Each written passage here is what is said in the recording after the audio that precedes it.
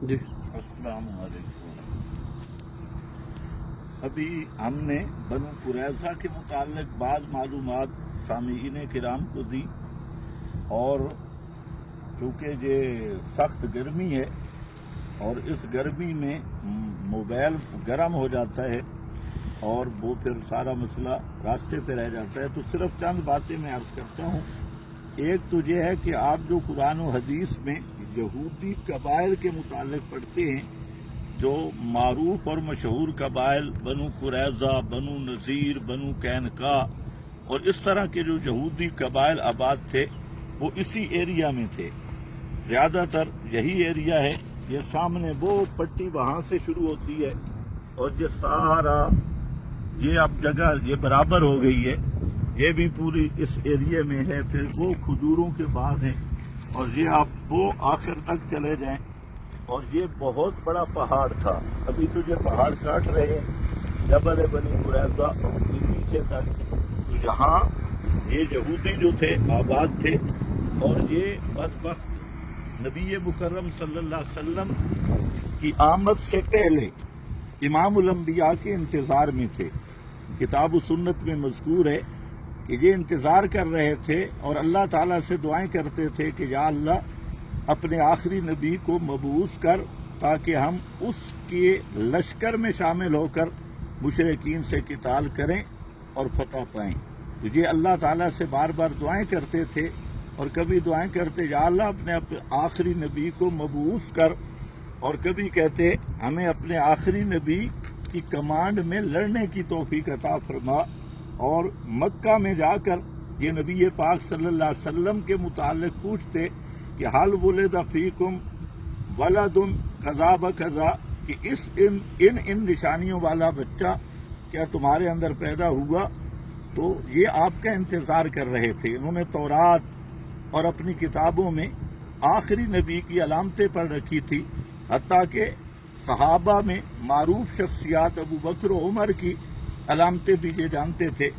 تو جب نبی پاک صلی اللہ علیہ وسلم یہاں مدینہ منورہ میں تشریف لائے، تو یہ پورا اس ایریے کے یہودی کمپنی جو مولوی اور پیر تھے،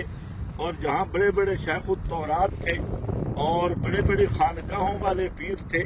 جن کا مدینہ منورہ پر 3 تقدس قائم تھے، تقدس مالی بھی، تقدس علمی بھی، اور ان کا تقدس مذہبی بھی، ہر طرح یہ قابض تھے۔